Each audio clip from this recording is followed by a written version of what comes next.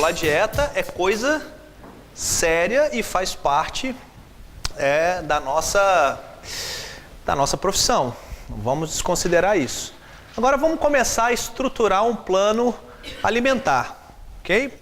Daqui para frente a gente vai sempre discutir isso, trazendo esse raciocínio para a prática. E aí eu começo com essa pergunta para vocês. Quantas refeições precisamos fazer ao longo do dia? E aí? Vocês vão me ajudar a responder ou eu vou ter que perguntar para alguém? Quantas? Manifestem-se. Por favor. Eu imploro. Gente, nós estamos numa sala só entre profissionais de saúde. Não dá para ter essa resposta na ponta da língua, né? Duas? Sim ou não? Depende, é ótimo. Adoro essa resposta. Depende, é a melhor forma da gente ficar ali. Mas é isso mesmo, ela está certa. Depende. 3, 4, 5, 6. Não existe um número certo de refeições. Vamos discutir como que a gente pode trabalhar com essas refeições. Ok? Bom, a primeira coisa que eu quero conversar com vocês é que de um tempo para cá surgiu uma teoria dizendo o seguinte: 6 refeições é coisa do passado. Eu detesto essas afirmações que desconsideram as coisas antigas. Não se precisa mais fazer 6 refeições. Que 6 refeições, então, ainda mais seria um gatilho para o ganho de peso. A gente vai ver nas telefones sem fio, né? A informação começa, ela vai distorcendo à medida que ela vai sendo replicada. Bom, então vamos entender se isso é verdade. O efeito da frequência alimentar na glicose e nos níveis de insulina em mulheres portadoras de síndrome de ovário policístico. Se tem alguém para ter problema com glicose e resistência à insulina, são mulheres portadoras de síndrome de ovário policístico. Então vamos logo lá no extremo. Se a gente vai ver o resultado nisso numa mulher que tem síndrome de ovário policístico, imagine então num paciente clínico, ou seja, sem nenhuma alteração clínica.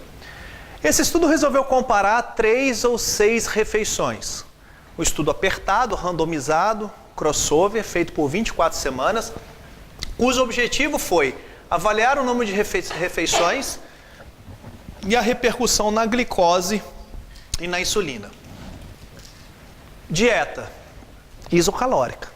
Tanto o grupo que consumiu 3 refeições quanto 6 refeições consumiu as mesmas 1.900 calorias, sendo que 40% carboidratos, o que faz jus às recomendações para as mulheres portadoras de síndrome de ovário policístico, não passar de 40% de carboidratos, 25% proteína e 35% lipídio. Nós tínhamos 2 padrões alimentares. Padrão 3 refeições dia, 8, 14 e 21. E o padrão 6 refeições, 8, 11, 14, 17, 20 e 23. Detalhe, para deixar o estudo mais interessante, botaram frutas entre refeições.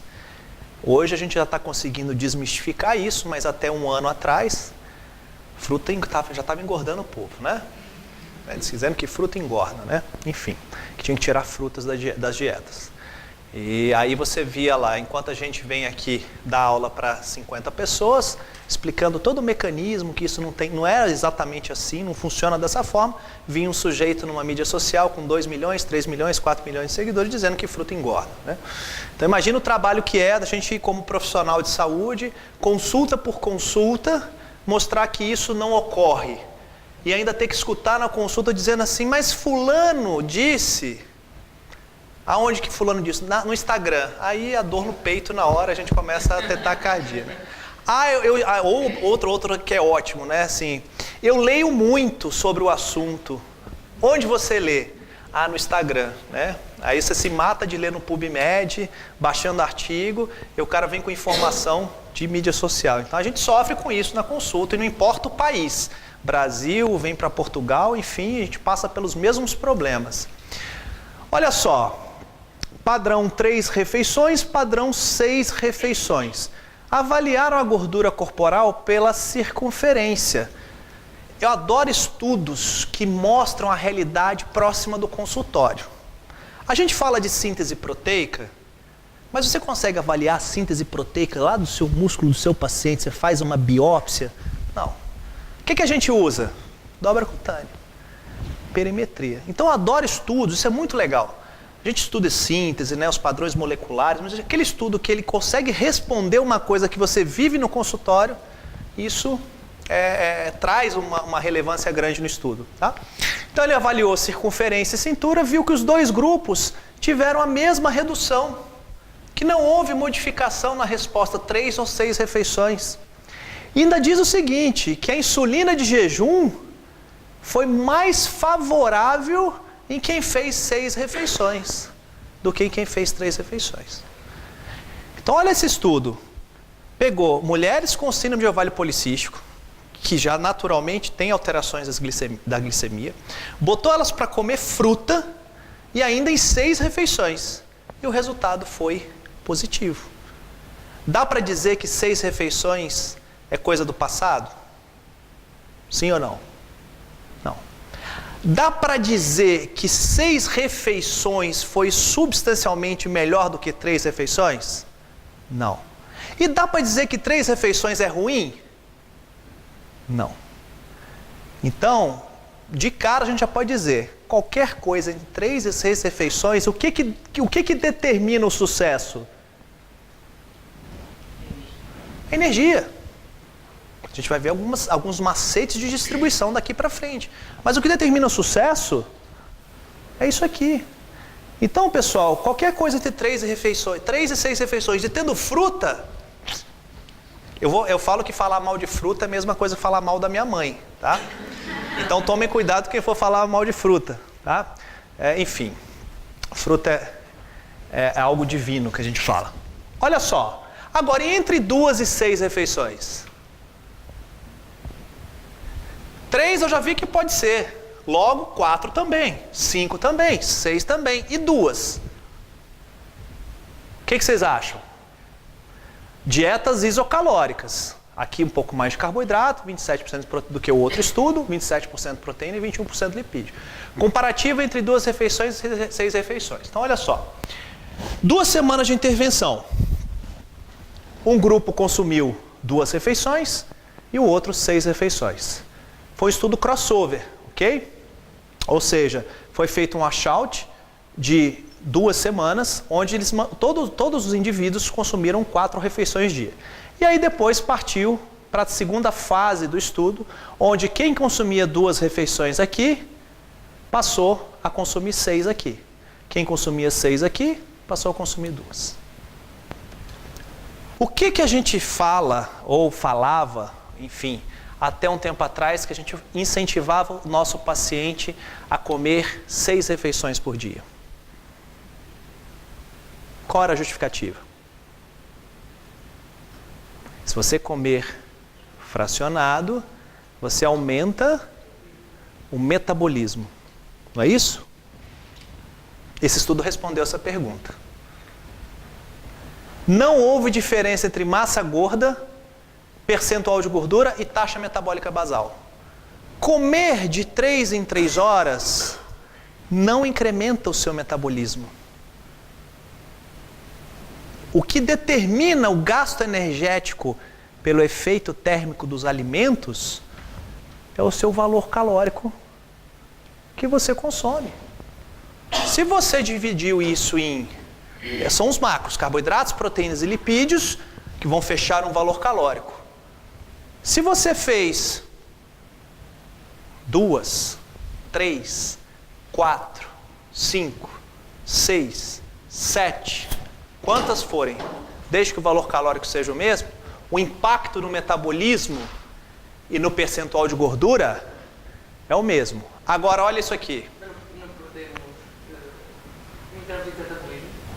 Você acabou de tirar a palavra da minha boca.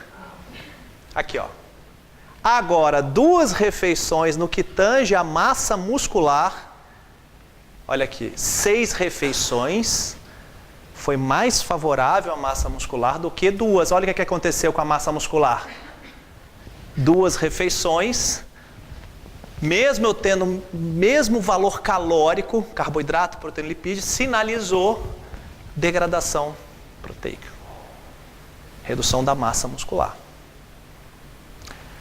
Então, pessoal, quantas refeições a gente deve fazer?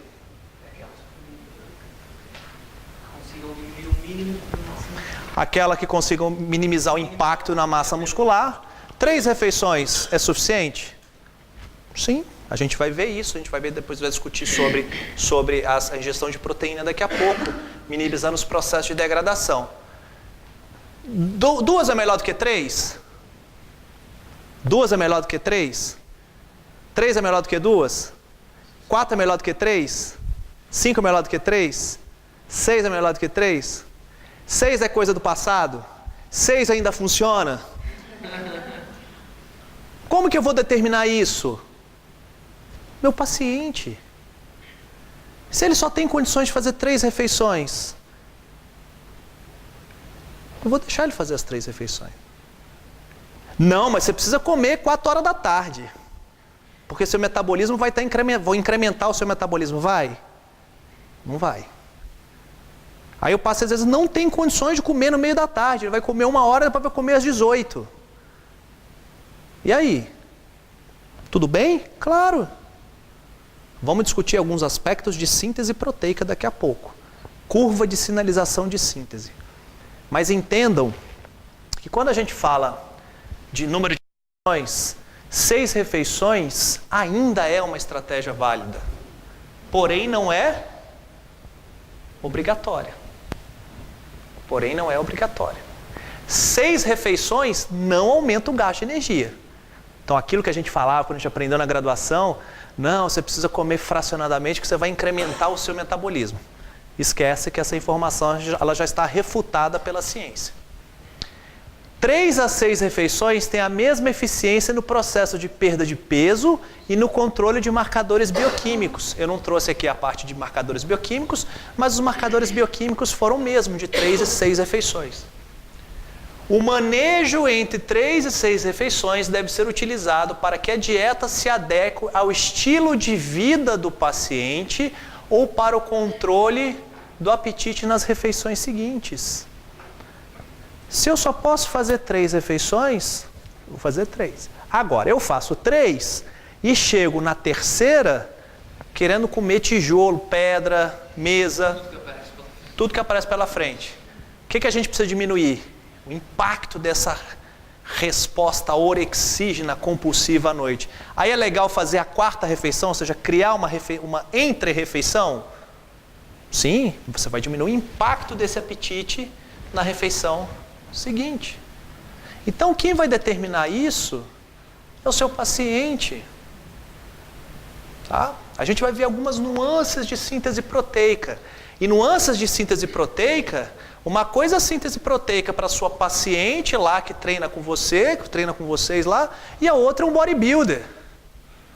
Eu não posso pegar uma recomendação para um bodybuilder com um cara já extremamente adaptado, que qualquer manobra para melhorar a performance dele eu vou usar, e querer aplicar isso para um cara que é um gerente de banco, que não pode estar no meio do atendimento, comer um punhado de castanha e vai dar um sorriso para o cliente e está com o dente cheio de castanha.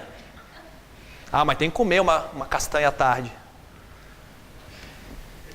A gente precisa ter esse jogo de cintura. Nutrição não é protocolada, nutrição não é engessada.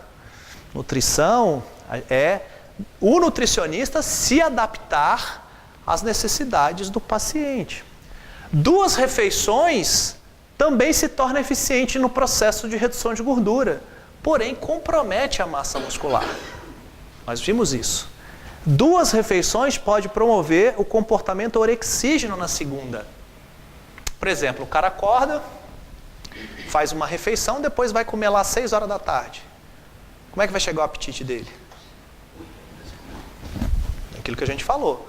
E aí tem que tomar cuidado, porque isso pode gerar um comportamento orexígeno na segunda refeição. E aí você quebra isso com mais uma refeição. Tudo bem, pessoal? Ficou claro isso? Tá? E quando a gente quer promover saciedade nas refeições? Como que a gente trabalha com isso?